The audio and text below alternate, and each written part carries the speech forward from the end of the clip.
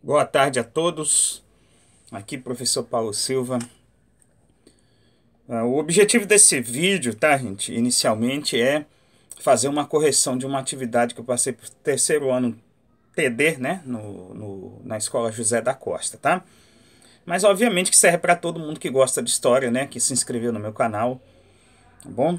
Sempre lembrando, eu agradeço a todos aqueles que se inscreveram. Aqueles que vão ver esse vídeo, por favor, dá um joinha, tá? Se inscreve no meu canal, compartilha o vídeo, dá uma força aí pro professor, tá bom? Então, gente, ó, o imperialismo, tá? O próprio nome diz, né? Ele se refere a impérios, né? Formação de impérios, né? Eu normalmente, quando eu passo o trabalho a respeito desse tema, eu coloco o imperialismo e o neocolonialismo, porque uma coisa está relativamente relacionada com a outra, né? Então, você formava um império e esse império era composto de várias colônias, né? Você vai lembrar que teve a época lá no século XVI, a primeira colonização, né?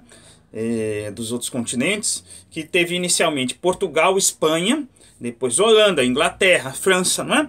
E esse imperialismo do século XIX, junto com o neocolonialismo, ele tem um outro contexto, né? Mas o objetivo sempre foi o quê? Arrecadar, né? Sugar o que tinha desses países, dessas nações, né? Que foram dominadas, que foram aculturadas, não é isso? Eu sempre falo que o europeu ele levou algumas tecnologias, né, para essas regiões, mas os malefícios foram muito maiores do que os benefícios, né, desse contato Europa, África, Europa, América, né, no caso do século XVI, tá? Agora, no neocolonialismo, no caso do século XIX, é mais focado onde? É mais focado na África e na Ásia, tá bom? Então esse é um ponto fundamental de diferença entre o colonialismo do século XVI e o neocolonialismo do século XIX, tá bom? Beleza? Então, gente, ó, outra coisa que eu esqueci de falar para vocês, tá, que é importante, é que existem vários livros que tratam desse tema, né? Esse aqui é um livro do Eric Hobsbawm, num outro vídeo que eu passei para vocês sobre a Revolução Francesa e Revolução Industrial, né? Eu falei da Era das Revoluções, tá? E essa é a Era dos Impérios. Então é a época em que se formam esses impérios que eu acabei de citar. A própria imagem inicial mostra, né, um soldado inglês, não é isso? Pisando em um povo colonizado. Então você mostra aí essa dominação. É evidente na fotografia, né? Você olhando lá no fundo, você vê a esfinge. Então você deduz Egito, né? Então a dominação britânica no Egito, tá, gente? Esse livro aqui é do Eric Hobsbawm, que é um autor que eu li muito e recomendo quem tiver oportunidade de pegar o livro, que gostar de história e tiver paciência para ler, né? Boa vontade, vai aprender muito, tá? Então é um livro realmente fantástico, né? Mas é um livro de historiador, não é um livro fácil de ler, né?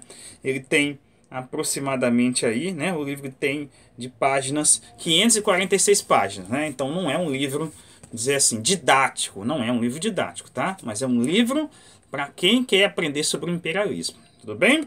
Bom, continuando, tá, gente? Lembrando que eu sempre uso algum livro didático, né? Para ter uma visão mais simples, né, da coisa, tá? Então, nesse caso, a história passada e presente do, né, os autores aí no caso seriam Gisane Azevedo e Reinaldo Seriacop, tá bom? Caso vocês tenham esse livro, ele também seria muito bem-vindo. Então, ó, é matéria de terceiro ano ensino médio, mas, como eu já falei para vocês em outra ocasião, né, é o mesmo assunto do nono ano, né? Só que mais aprofundado, no caso, quando a gente trata do terceiro ano do ensino médio. Tudo bem?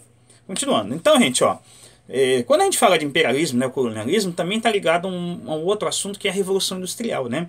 Então, por quê? Por que você ia atrás de novas terras, né? De novos mercados? Porque estavam dentro de um contexto de revolução industrial. Então, você produzia o objeto na indústria e você ia ter que vender em algum lugar. Então, a busca de novos mercados, né, por parte da Inglaterra, da França, né, depois você vai ver, né, o avanço, né, do Japão, já no final do século XIX. Depois que eles tomam, né, o sarrafo, né, dos Estados Unidos, eles resolvem se industrializar, investir em educação, né, se tornar essa potência que são hoje. Estados Unidos, acabei de citar, a Bélgica, né, já na primeira revolução já estava, né, se industrializando. O que mais? A Rússia, mais ou menos, né, em alguns bolsões de tecnologia. Então seriam aqueles que são o G8 de hoje em dia, basicamente, né? Estados Unidos, Inglaterra, França, Alemanha. A Alemanha precisou se unificar, né, para entrar na era da Revolução Industrial.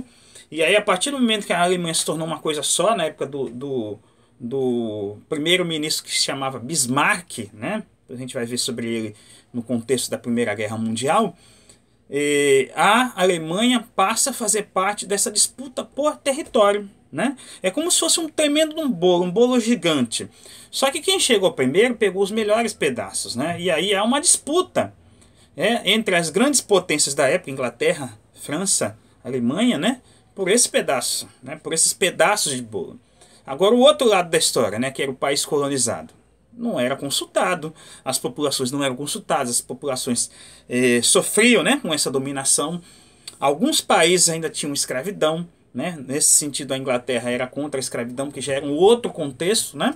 Mas a própria Inglaterra lucrou muito com a escravidão. A gente sempre tem que citar isso porque a própria elite do Brasil, quem estava vendo aquela novela Novo Mundo, né, que agora reprisou, a própria elite do Brasil batia muito nessa tecla, porque a Inglaterra dizia para não fazer a escravidão, não escravizar pessoas, mas a própria Inglaterra tinha lucrado muito com esse comércio de escravos, tá? Tá bom? Enfim, então a Revolução Industrial, a segunda Revolução Industrial, está dentro desse contexto, tá? Então, no caso, né, seria já dentro de uma lógica de capitalismo, né, a busca de aplicação de capital, né, investimento em outras regiões do mundo, né? Então aí no caso África e Ásia, tá? O industrializado inglês dos Estados Unidos, do Japão, da Alemanha, da Itália, da Bélgica, da França, ia se espalhar, ia ser vendido nessas regiões, tá? Um outro ponto fundamental para que tivesse o tal do neocolonialismo, o imperialismo, né? Dentro da lógica da Revolução Industrial é o que? A busca de matéria-prima, né? Então você precisava de matéria-prima na indústria e você ia buscar nessas regiões, né? Muito mais barato, né? Então a primeira Revolução Industrial ela foi a revolução do carvão e do ferro, né? Com a segunda Revolução Industrial você já está num contexto de uso da eletricidade, do petróleo, né? E aí já tem outras matérias-primas, tá? Já tem a produção do aço, não é? A gente vai lembrar que já é a segunda revolução, a revolução do século XIX. Ela começou na Inglaterra, mas ela se espalhou, né, pelo restante do continente e aí foi para outros continentes, como eu já falei, Estados Unidos e Japão inicialmente, tá bom? Enfim, então a Revolução Industrial também está dentro desse contexto aí, né, do imperialismo, do neocolonialismo. Então a formação de colônias, vamos dar exemplos, né? Então na África, por exemplo, a Nigéria. A Nigéria é um país que fala inglês, né? Por que a Nigéria fala inglês? Né? Por que as pessoas da Nigéria falam inglês? Porque a Nigéria foi colonizada por ingleses. Angola, na África, fala português, né? Que nem nós aqui no Brasil. O angolano fala português. Por que fala português? Porque Portugal colonizou Angola. É claro que tem os seus dialetos regionais e a forma de se falar o português de Angola, né, é diferente do português do Brasil, né? Assim como o inglês falado na Nigéria não é igual ao inglês falado na Inglaterra. Tudo bem? Tem as suas diferenças de sotaque, né? De palavras que são introduzidas, como acontece com o português falado no Brasil. A gente vai lembrar que dentro da lógica do colonialismo, né, nós não fomos colonizados por Portugal. Então, o nosso modo de falar português é diferente do modo de falar lá em Portugal, né? O português de Portugal. A gente até entende os portugueses falando, né? Mas eles precisam falar um pouquinho mais devagar, né? Porque eles têm um sotaque diferente do nosso aqui, tá bom? Mas enfim, gente, é isso, tá? Então, Angola, colonizado por Portugal, Nigéria, colonizado pela Inglaterra, a Costa do Marfim, colonizada pela França, a Libéria, colonizada pela Itália, desculpe, a Líbia, colonizada pela Itália, a Libéria pelos Estados Unidos, né? Depois ele se torna uma nação livre, e mais? O Marrocos, né? Uma parte dele ali francês, não é? Que mais? A Tunísia também, né? Então você vai percebendo assim que cada um dos países europeus foi pegando um pedaço daquele bolo, no caso da África, e a Ásia também. E na Ásia, né? A gente pensar assim, na Ásia. Eu acredito que as duas maiores colônias europeias na Ásia, sem dúvida alguma, foram a China e a Índia, né? Que curiosamente foram de denominação inglesa, tá, gente? Então, a China chegou primeiro, desculpa, a Inglaterra chegou primeiro na Índia e depois foi para a China. Mas e as populações desses países milenares? O que ela fez? Se revoltou, enfrentou, mas o que acontecia? A Inglaterra já era um país industrializado. A Inglaterra tinha canhões, a Inglaterra tinha armas de fogo, com equipamentos extremamente modernos. Então o exército inglês era poderosíssimo. Você vai lembrar que a Inglaterra era a primeira potência do mundo na época, né? Então, embora a Índia tenha reagido, por exemplo, a revolta dos cipaios, né? Uma revolta contra a colonização da Índia, não teve jeito. A Inglaterra dominou a região. E depois foi para a China. E aí tem aquela... não sei se vocês já ouviram falar da Guerra do Ópio, né? O ópio é, no caso, uma droga, né? Que os ingleses introduziram, né? Eu sempre falo, né, que os ingleses acabaram introduzindo o tráfico de drogas nessa região, tá? Então, dentro do contexto do imperialismo, também está a Guerra do Ópio, que foi o quê? Quando a Inglaterra obrigou os chineses a aceitarem o comércio, o tráfico, né, de drogas, no caso o ópio, tá? Através do canhão, através da força, e ainda tomaram a ilha de Hong Kong. E repartiram a China com outras nações europeias, né? Tem até uma charge que eu vi uma vez que tinha um chinês com as mãos para o alto, né, desesperado, e a China sendo cortada como se fosse uma pizza, tá? Então era basicamente isso que acontecia. Tudo bem? Então, o que a gente tem que contar também a respeito, né? Nessa época aí do imperialismo é a chamada época do Belle Époque, né? Então é a época do auge do capitalismo, a burguesia na Europa, né? O desenvolvimento das cidades, né? A tecnologia como se fosse a panaceia do mundo, né? O remédio para curar todos os males do mundo, enfim, tá? Era bela época, né? Belle Époque, bela época, né? Que seria época da invenção da bicicleta, do metrô, do bonde elétrico, da locomotiva elétrica, do automóvel. Então tudo isso, essa tecnologia dava uma ideia de que o mundo estava melhorando. Enfim, né? São avanços tecnológicos incríveis, né? Você vai lembrar também que grandes ferrovias, né, foram construídas na época. E no final do século XIX, né, alguns experimentos, né, com avião, né? Então, no caso, o Orville Wilbur Wright, né, os irmãos Wright, nos Estados Unidos, tá? E o Alberto Santos Dumont, né, no caso em Paris, né, que deu origem ao avião que a gente conhece hoje em dia. Então é um avanço, né, tecnológico muito grande, e quem tinha dinheiro na época pensava, né, que o mundo estava melhorando, né, que o mundo estava indo num caminho melhor, né? E a gente sabe que quando o mundo parece que está indo melhor, vem uma crise. É uma coisa impressionante, né? Parece que vem as coisas conspiram para que algo no final dê errado, né? Tá bom? E aí, no caso, que a gente vai ver posteriormente, foi a Primeira Guerra Mundial, né? O fim da Belle Époque desemboca na Primeira Guerra, né? Quando todo aquele avanço tecnológico, né? As armas, o desenvolvimento de tudo isso, né? Dessa tecnologia acaba sendo usado para o mal, né? E foi a Primeira Guerra Mundial, que depois a gente vai ver, tá bom? Então, outra coisa que a gente não pode esquecer, tá? A gente teve descoberta também científica na questão das bactérias, dos vírus, né? Eles descobriram cura, descobriram remédios, né? No caso aí, eles citam, por exemplo, o Robert Koch, né? Que descobriu o bacilo de Koch, né? Que é o da tuberculose, né? O Louis Pasteur, né? Que no caso conseguiu também fazer estudo, né, com bactérias, enfim. E aí se identifica, né, tuberculose, cólera, febre tifoide, tétano, tá? E os remédios começam a ser produzidos, né?